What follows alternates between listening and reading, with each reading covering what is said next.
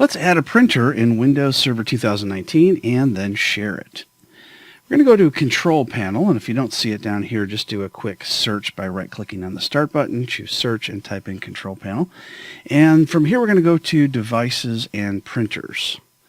And once we're here, we're going to click on Add a Printer. Now, there's lots of different ways to add a printer, so if it finds the printer that's already connected into your network, feel free to go ahead and choose that and click Next. But if you don't see it in here, you can click on the printer that I want isn't listed. It just means it didn't find it. So we have several options here. One is to find a printer in the directory, such as Active Directory. And if that were the case, it would have found it in the first tab, but that didn't happen. Then we can say select a shared printer by name. So if you click on Browse, you can find the server that you want, and whatever server is sharing up a printer, you can choose that printer there. The most popular way is going to be adding a printer using TCP/IP. You also have the option for Bluetooth, but most servers don't have Bluetooth receivers on them. And you can add a local printer if you have, for manual settings, such as you have an LPT connection, one of the old-fashioned connections like a serial connection. So again, this is going to be the most popular option, so we'll click Next. Now we have the option to have the printer queried. So once you put in the IP address, then it will query the printer to see whether or not it can find a driver for it. So I'm going to uncheck that just so we can do this all manually. Click Next.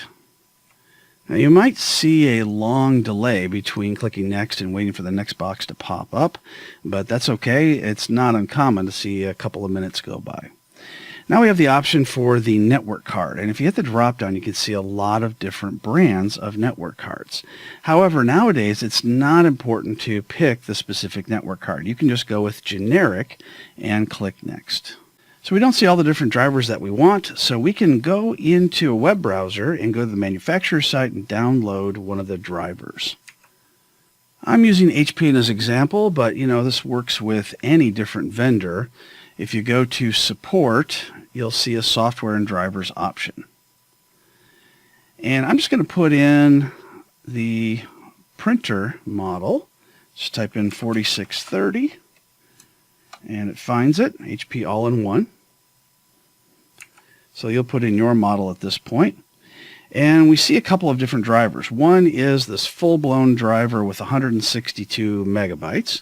And the other one is this basic driver. So I recommend you just download the basic driver.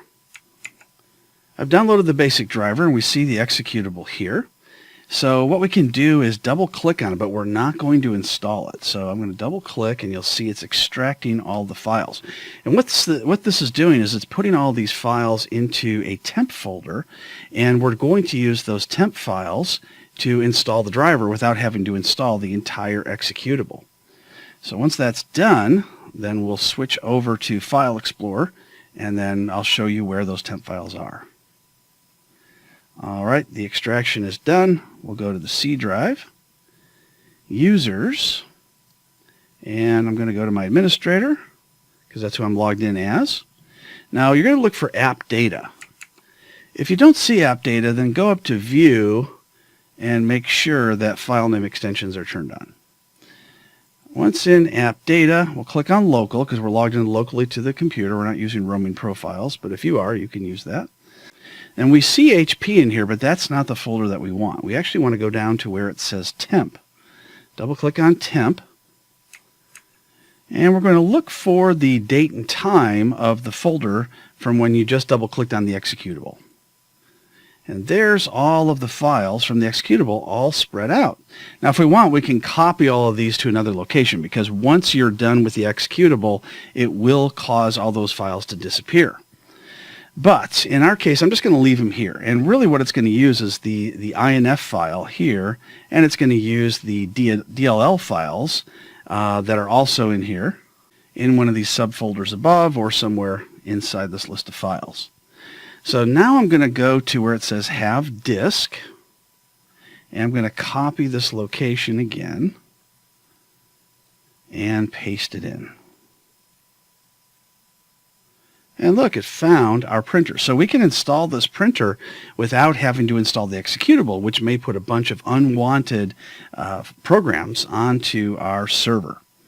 So we'll click Next, and you can change this to a different name if you want.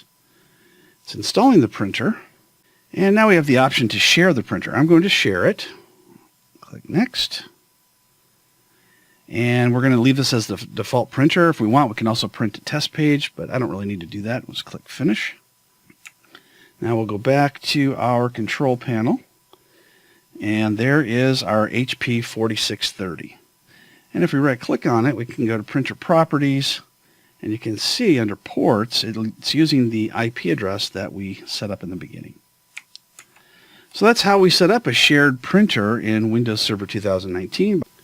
If you wanted to connect to this printer from another computer, you simply go up to File Explorer, say from the other computer, type in / and the name of the server, and you see the shared printer.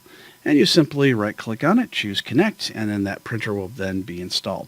If you want to install this from Group Policy, so you don't have to go around to everybody's computer, then take a look at that video that's in this playlist.